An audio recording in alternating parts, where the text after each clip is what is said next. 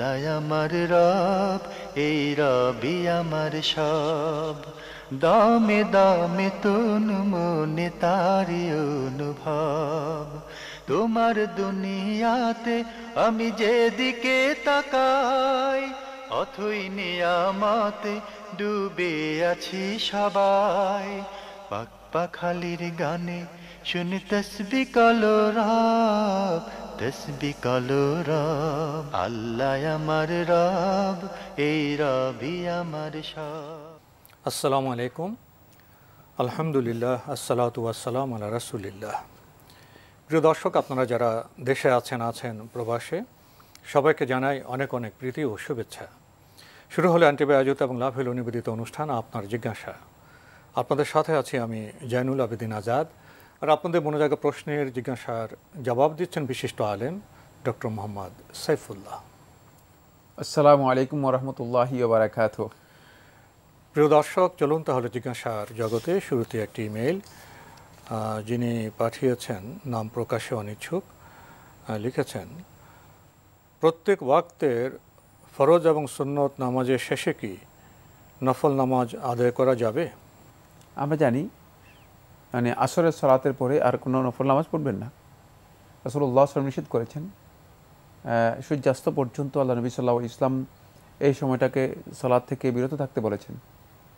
এই সময় যে কোনো ধরনের নফল মুতলাক, মুতলক যে নফল আছে সেগুলো আদায় করা, সুনির্দিষ্ট কারণ ছাড়া যে নফল হয় এটাকে নফল মুতলাক বলা হয় থাকে।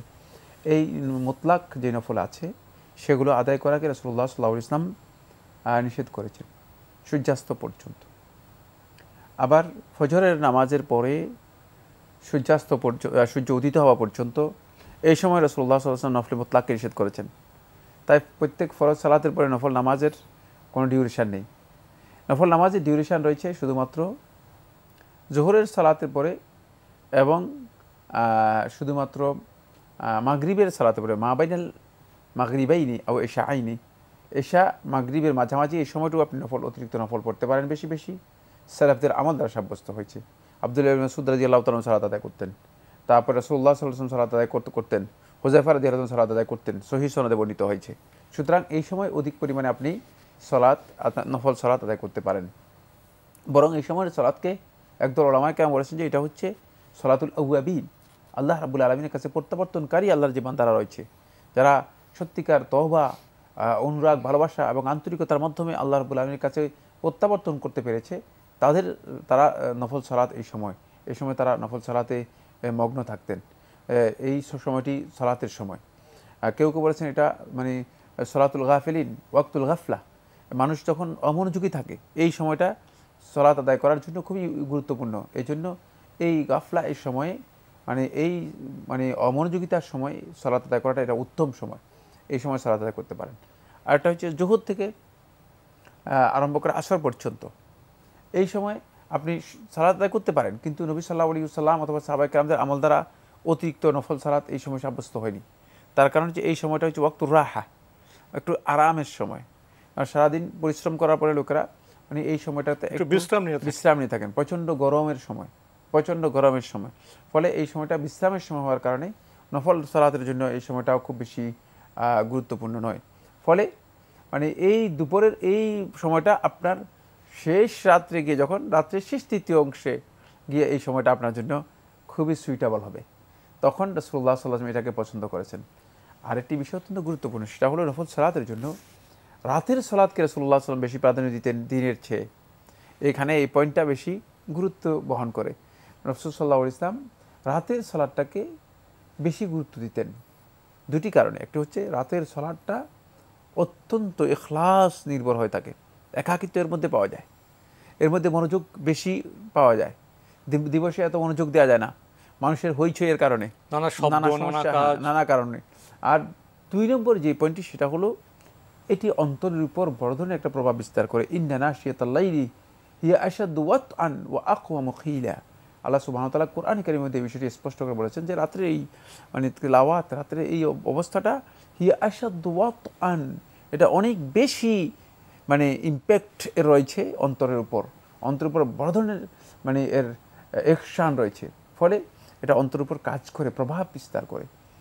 এই জন্য রাত্রের বিষয়টিকে রাসূলুল্লাহ সাল্লাল্লাহু আলাইহি ওয়াসাল্লাম নফল সালাতের জন্য বেশি গুরুত্ব দিয়েছেন। আমরা জানলাম প্রিয় দর্শক বিষয়টি সম্পর্কে। আপনি আরও লিখেছেন, কিছুদিন আগে ইউটিউবে এক বক্তার কাছ থেকে শুনলাম আমাদের নবী করিম সাল্লাল্লাহু আলাইহি ওয়াসাল্লাম নাকি দিনের দাওয়াত দিনের বেলাতেই বেশি দিতেন। উনি রাতে বেশি জাগতেন না, রাতে খাওয়া হয়ে গেলে কথাও কম বলতেন। কিন্তু এখন আমরা ওয়াজ মাহফিলের ক্ষেত্রে ঠিক উল্টো চিত্র দেখতে পাই। অধিকাংশ মাহফিল হয় গভীর রাত পর্যন্ত। এটা কি নবীর সুন্নতের পরিপন্থী নয়? আর রাত জাগার আরও একটি নেতিবাচক দিক হলো সকালে ফজরের নামাজ পড়তে অসুবিধে হয় অথবা ঝিমিয়ে পড়তে হয়। এ ব্যাপারে আপনাদের মতামত জানতে চাচ্ছি। আল্লাহ নবী সাল্লাল্লাহু আলাইহি ওয়াসাল্লামের অনুসৃত সুন্নাহ হচ্ছে এক্ষেত্রে as-sunnah al-masluka, একেবারেই পরিচিত সুন্নাহ হচ্ছে নবী সাল্লাল্লাহু আলাইহি ওয়াসাল্লাম কান লা ইউহিব্বু সামারা বা'দা আল-ইশা, ইশার নামাজের পরে নবী সাল্লাল্লাহু আলাইহি ওয়াসাল্লাম বসে গাল গল্প করতে পছন্দ করতেন না। আর নবী সাল্লাল্লাহু আলাইহি ওয়াসাল্লাম ইশার সালাতের আগে ঘুমাতেও পছন্দ করতেন না। ওরা নাউমা ক্বাবলা আল-ইশা, ইশার আগে ঘুমাতেও নবী সাল্লাল্লাহু আলাইহি ওয়াসাল্লাম পছন্দ করতেন না। এটি নবী সাল্লাল্লাহু আলাইহি ওয়াসাল্লামের হাদিস। শেখুল ইসলাম ইবনে কাইয়িম রাহমাতুল্লাহি আলাইহি জাদুল মাআদের মধ্যে উল্লেখ করেছেন, নবী সাল্লাল্লাহু আলাইহি ওয়াসাল্লামের সাহাবায়ে কেরামগণ এভাবে বর্ণনা করেছেন। তাই সুন্নাহ হচ্ছে যেটা, সেটা হলো নবী সাল্লাল্লাহু আলাইহি ওয়াসাল্লাম ইশার সালাতে পরে অনেক দীর্ঘ সময় জেগে নবী সাল্লাল্লাহু আলাইহি ওয়াসাল্লাম এই কাজ করতেন না। এটাই বাস্তব কথা। আর এরপরে একটা গ্রাউন্ড আপনি নিয়ে এসেছেন। সেই গ্রাউন্ডটা হচ্ছে এই যে আমাদের বর্তমান প্রেক্ষাপটে আমরা দেখতে পাই যে ওয়াজ মাহফিলগুলো হয়ে থাকে আমাদের দেশে শীতকালে এবং রাত্রের একটি অংশে। অনেক ক্ষেত্রে দেখা যায় যে গভীর রাত পর্যন্ত, এমনকি কোথাও কোথাও মানে আমরা যে প্রতিষ্ঠানে পড়ালেখা করেছি সেখানে দেখেছি যে ফজর পর্যন্ত, ফজরের সালাত পর্যন্ত, ফজরের সালাতে পরে মাহফিল শেষ হয়। তো এইভাবে মানে দীর্ঘ টাইম নিয়ে এবং গোটা রাত নিয়ে হয়ে থাকে। এটি কতটুকু শরিয়াসম্মত? প্রথম কথা হচ্ছে, যদি নবী সাল্লাল্লাহু আলাইহি ইসলামের অনুসৃত যেই পন্থা রয়েছে সেদিকে আমরা তাকাই, লাকাদ কানা লাকুম ফি রাসূলিল্লাহি উসওয়াতুন হাসানাহ, আল্লাহ রাসূলের মধ্যে তোমাদের জন্য উত্তম আদর্শ রয়েছে। সুতরাং অনুসরণের জন্য সেটাই হচ্ছে একমাত্র পথ, এর বাইরে কোনো বক্তব্য কেউ দিতে পারবে না। মানে এই কাজটি নিয়ম হিসেবে, সুন্নাহ হিসেবে, তরিকা হিসেবে গ্রহণ করার কোনো বৈধতা, কোনো ধরনের মানে শ্রেষ্ঠতা অথবা এর কোনো ফজিলত বর্ণনা করার সামান্যতম কোনো সুযোগ নেই। এখানে একটি বিষয় রয়ে গিয়েছে, সেটা হচ্ছে এই মানে বছরে একদিন অথবা মনে করেন 6 মাসে একদিন যদি কেউ তার প্রয়োজনে তিনি জাগতে পারেন। দেখা যাচ্ছে যে আপনার যদি মানে রাত্রে 4টা বাজে ফ্লাইট হয়, তো আপনি তো পুরা রাতেই জেগে আছেন। দেখা যায় যে আমরা বহু রাতেই তো বিভিন্ন মানে অকেশনে, বিভিন্ন প্রয়োজনে, বিভিন্ন ধরনের কারণে আমরা জেগে আছি। অনেকে নাইট ডিউটি করেন না, পুরো রাত জেগে থাকেন। পুরো রাত জেগে থাকেন। তো এই যে যদি প্রয়োজনের কারণে, সুনির্দিষ্ট কারণে আমরা মানে একটা সারা রাত জাগতে পারি অথবা রাত্রে একটা বিশাল অংশ জাগতে পারি, তো সেক্ষেত্রে বছরে অথবা মানে 6 মাসে যদি কোনো একদিন কেউ যদি শুধু দিনের জন্য জাগ্রত করেন, এটি হারাম বা নিষিদ্ধ, মানে এই কথা বলার কোনো সুযোগ নেই। দিনের বিষয় জানার জন্য কারণ কি? কারণ হচ্ছে মানুষ তো আসলে সারাদিন কর্মব্যস্ত। আপনি যাদের কথা বলছেন, মানে এই যে গ্রামবাসী অথবা গ্রামের যে সমস্ত শ্রমজীবী মানুষগুলো আছে, যারা গায়ে খেটে সারাদিন কাজ করে, কায়িক পরিশ্রম করে সারাদিন কাজ করে, যারা মানে উপার্জন করেন, জীবিকার জন্য একটা জীবন যুদ্ধ বলা যেতে পারে, এই যুদ্ধে যারা নিজেদেরকে লিপ্ত করে আছেন, তাদেরকে ইসলাম তো জানাতে হবে, ইসলামের মেসেজ তো তাদের কাছে পৌঁছাতে হবে। তাদেরকে পৌঁছাবেন কখন? আর দিনে যদি আপনি ডাকেন তাহলে হয়তো কেউ আসবে না।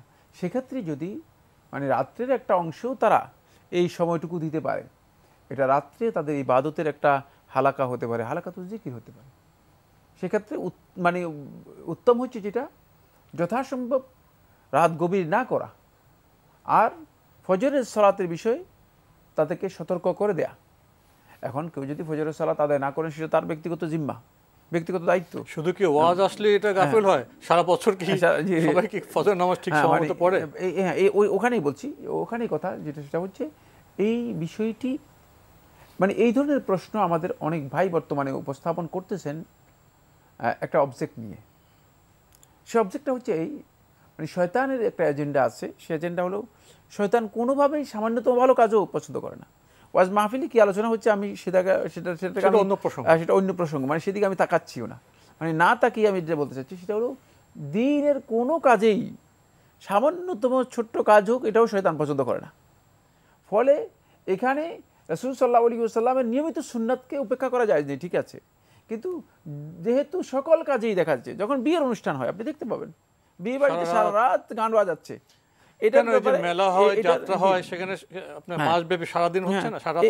এখানে আমাদের এই ভাইয়ের কোনো প্রশ্ন নেই, কিন্তু এটা তার প্রশ্ন। এর কারণ হচ্ছে এখানে শয়তান একটা সূক্ষ্ম এজেন্ডা রয়ে গেছে।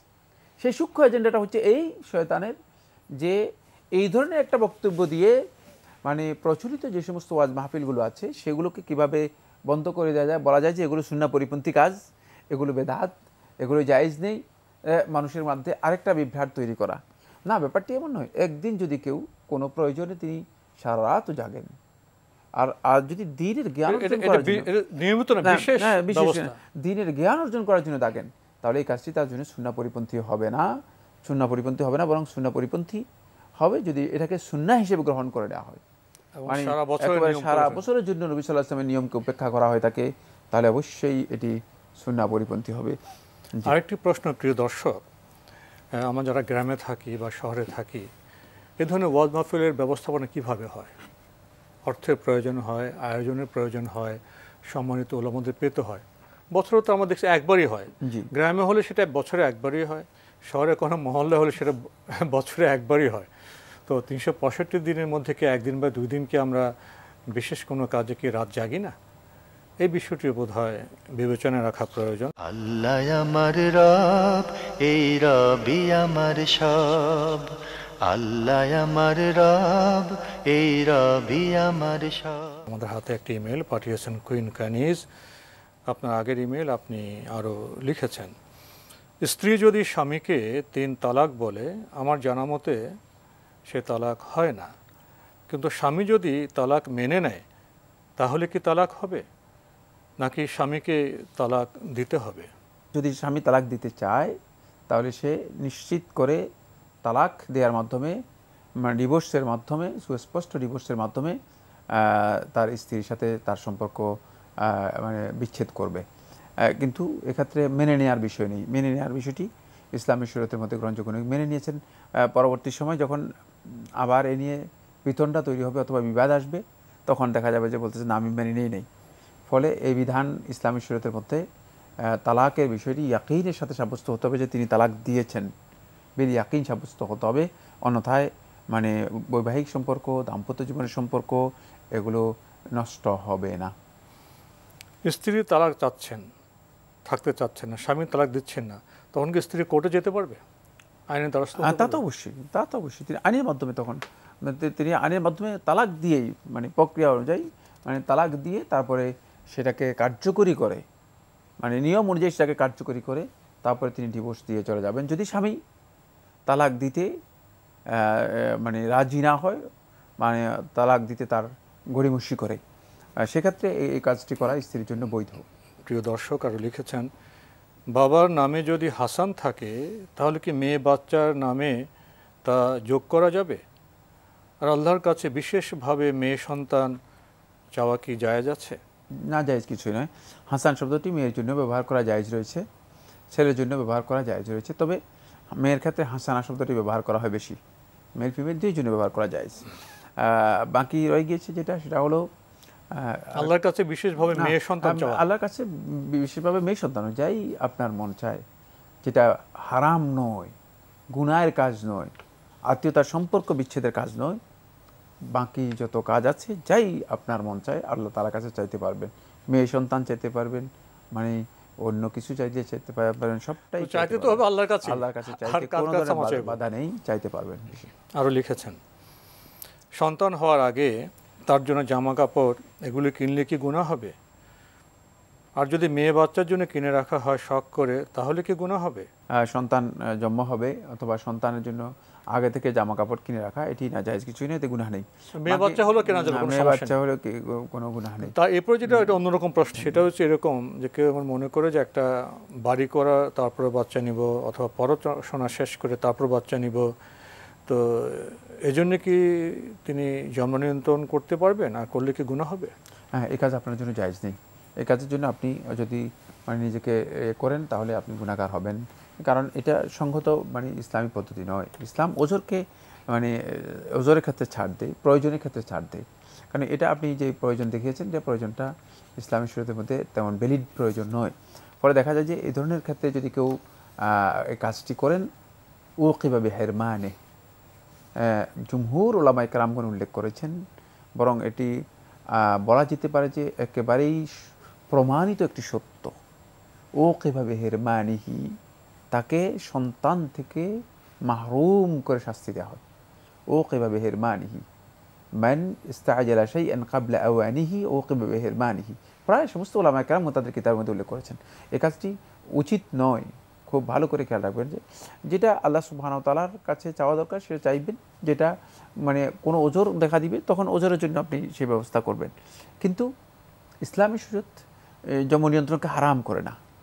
সেটার সুনির্দিষ্ট আসবাব, কারণ থাকতে হবে, উপায় থাকতে মানে সঙ্গত কারণ থাকতে হবে। মানে কিন্তু আপনি যে কারণটা উল্লেখ করেছেন, এই কারণে যদি করেন হতে পারে যে আপনি আর গড়ে করতে পারবেন না, সন্তান লাভ করতে পারবেন না। মানে কারণ আল্লাহ রাব্বুল আলামিন যদি অসন্তুষ্ট হয়ে যায় তাহলে আপনার জন্য সেটা ক্ষতির কারণ হয়ে দাঁড়াবে। আর এটাই জুমহুর উলামায়ে কেরামগণ বলেছেন যে এই ধরনের ব্যক্তিদেরকে আল্লাহ সুবহানাহু ওয়া তাআলা উকিবা বিহিরমানিহি, আল্লাহ রাব্বুল আলামিন তাদেরকে মাহরুম করে শাস্তি দিয়ে থাকেন।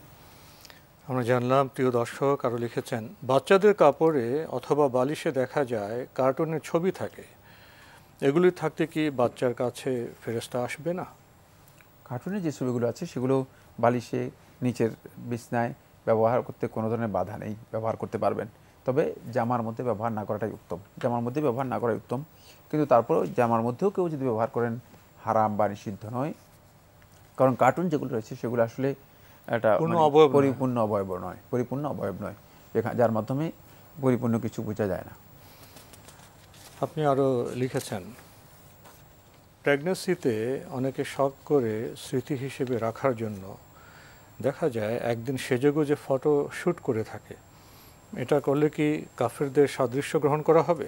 প্রশ্নে আসে না কাফেরদের সাদৃশ্যের কোনো বিষয়ের সাথে জড়িত আছে। আপনি কি জানেন কাফেরদের সাদৃশ্যের কোনো বিষয়ে জড়িত আছে এর সাথে? না, এটা তো প্রেগন্যান্সিতে যে কোনো শখ করে একটা স্মৃতি ধরে রাখে। না, এটার সাথে আমার কাফেরদের সাদৃশ্যতার কোনো বিষয় জড়িত আছে বলে আমার জানা নেই। আমরা জানলাম, প্রিয় দর্শক, আমাদের হাতে আরও একটি ইমেল, যিনি পাঠিয়েছেন নাম প্রকাশে অনিচ্ছুক, লিখেছেন, আমার বাবার ইন্তেকাল হয় দাদা জীবিত থাকতে।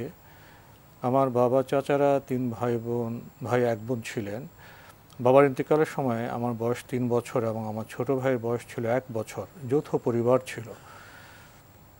আমার বাবা ছিলেন বড় সন্তান। দাদার মৃত্যুর পর বড় চাচা আমাদের সম্পত্তির কিছুই দেননি।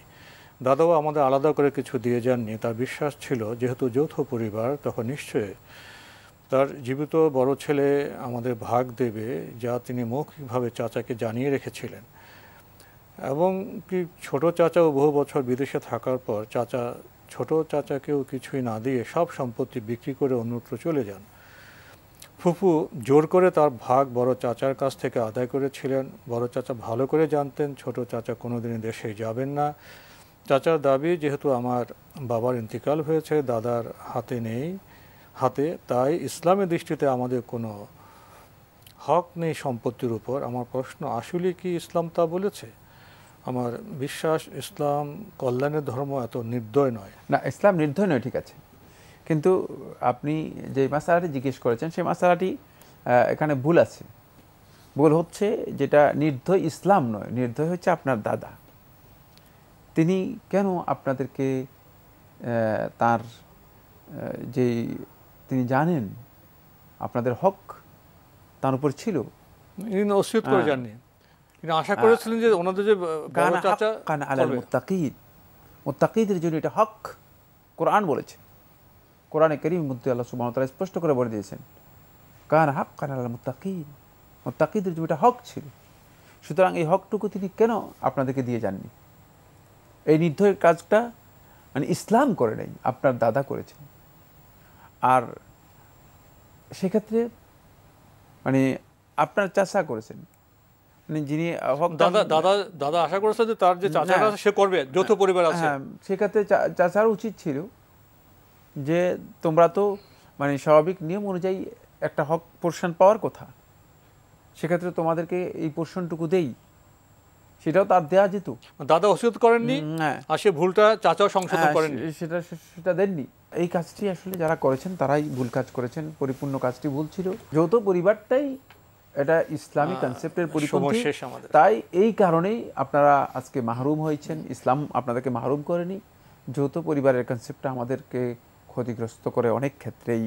পরবর্তী দেখা যায় যে একটা বিদ্বেষ নিয়ে শেষ পর্যন্ত বিচ্ছিন্ন হয়, বিভাজন হয়ে যায়, কিন্তু একটা বিদ্বেষ নিয়ে, যেটা সুন্দর প্রক্রিয়ায় নয়। জি, তো আজকে আমাদের এখানেই শেষ করতে হচ্ছে। আপনাকে অনেক ধন্যবাদ। আপনাকে অনেক ধন্যবাদ। প্রিয় দর্শক, আমরা দেখছিলাম এনটিভি আয়োজিত এবং লাভ হেলো নিবেদিত অনুষ্ঠান আপনার জিজ্ঞাসা। আমাদের অনুষ্ঠান আপনারা এনটিভি অনলাইনেও দেখতে পারবেন। ভিজিট করুন www.ntvbd.com। এছাড়া ইউটিউবে এবং আমাদের ভেরিফাইড ফেসবুক পেজে অনুষ্ঠান দেখতে পারবেন। শেষে এসে আমরা খুব গুরুত্বপূর্ণ প্রশ্ন পেলাম। আমরা গাল ভরা অনেক বলি উচ্চারণ করে থাকি, একান্নবর্তী পরিবার, যৌথ পরিবার, আবেগের কথা, বরত্বের কথা, উদারতার কথা। বাস্তব সমস্যা আসলে তখন দেখা যায় আমরা ততটা উদার নই, আমরা সংকীর্ণতার পরিচয় দিয়ে থাকি। মানুষের এই বৃত্তি প্রবৃত্তি সম্পর্কে মহান আল্লাহ জানেন বলেই তো বিধান দিয়ে গেছেন। দাদা তো ওসিয়ত করতে পারতেন, সেটা তো দায়িত্ব ছিল। দাদা ভেবেছেন যৌথ পরিবারে আছে কি মিলমিশ, কিন্তু তা তো আর হলো না। আসুন আমরা ইসলামের বিধান সম্পর্কে জানি, সেভাবেই পরিবার গঠন করি, সেভাবেই আমরা আমাদের দায়িত্ব পালন করে যাই। চিঠি লিখুন, প্রশ্ন পাঠান আমাদের ঠিকানায়। পরিচালক আপনার জিজ্ঞাসা, এনটিভি, বিএসসি ভবন, 7ম তলা, 102 কাজী নজরুল ইসলাম এভিনিউ, কারওয়ান বাজার, ঢাকা 1215।